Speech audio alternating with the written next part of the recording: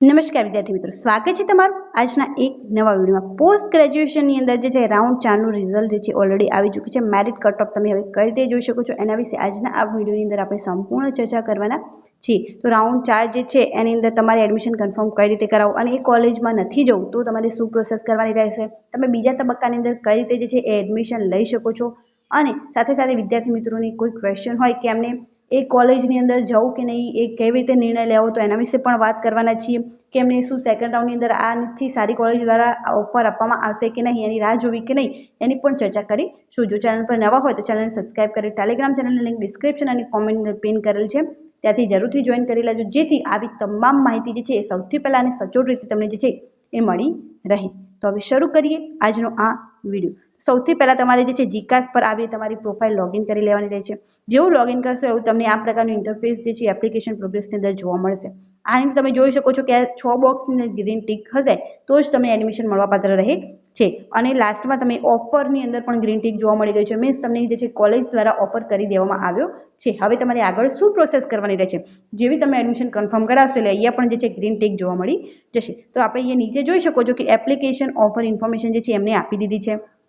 એની અંદર તમને કોલેજનું નામ આપવામાં આવ્યું છે, યુનિવર્સિટીનું નામ આપવામાં આવ્યું છે, પ્રોગ્રામ નામ આપવામાં આવ્યું છે, ઇન્સ્ટિટ્યૂટ ટાઈપ આપવામાં આવ્યું છે, medium of instruction, major subject, foundation mode, ત્યારબાદ જે છે અહીંયા તમે કન્ફર્મ ઓફર એવો ઓપ્શન જોવા મળી રહ્યો હશે। કન્ફર્મ ઓફરનો મતલબ થાય છે કે તમે આ એડમિશન કન્ફર્મ કરાવી શકો છો, એના માટે તમારે અહીંયા ક્લિક કરવાનું રહેશે અને એક ઓટીપી આવશે જે તમારે સબમિટ કરવાનું રહે છે। જેવી રીતે ઓટીપી સબમિટ કરશો એવું તમારું જે છે ત્યાં એડમિશન કન્ફર્મ થઈ જશે। ત્યારબાદ તમારે 30 અને 1 આ 2 તારીખ સુધીમાં કોલેજમાં જઈ તમારા ડોક્યુમેન્ટ સબમિટ કરવાના રહે છે, એક ઓટીપી સબમિટ કરવાનો રહે છે અને અહીંયા સાઈડમાં એક જે છે ઓફર લેટર આવી જશે, એ પણ તમારી જે છે એની પ્રિન્ટ નીકાળી અને લઈ જવાની રહે છે। સાથે સાથે એક ફી પે કરવાની રહે છે જે કોલેજ દ્વારા નક્કી કરવામાં આવી હોય તે। જેવી આ પ્રોસેસ કરશો એટલે તમારું એડમિશન કન્ફર્મ થઈ જશે અને તમને જે છે અહીંયા ડિટેલમાં એડમિશન કન્ફર્મેશન ડિટેલ્સની અંદર જે છે તમારું એડમિશન કન્ફર્મ બતાવી રહેશે। આ પ્રોસેસ કરવાની રહે છે અને જે વિદ્યાર્થી મિત્રોને એડમિશન નથી લેવું તો એમના માટે શું છે, તો એમને કોઈ જ પ્રોસેસ કરવાની રહેતી નથી, એ ઓટોમેટિક જે છે દ્વિતીય તબક્કા માટે એલિજિબલ થઈ જશે અને ફરીથી એમની ચોઇસ ફિલિંગ કરી દેવામાં આવશે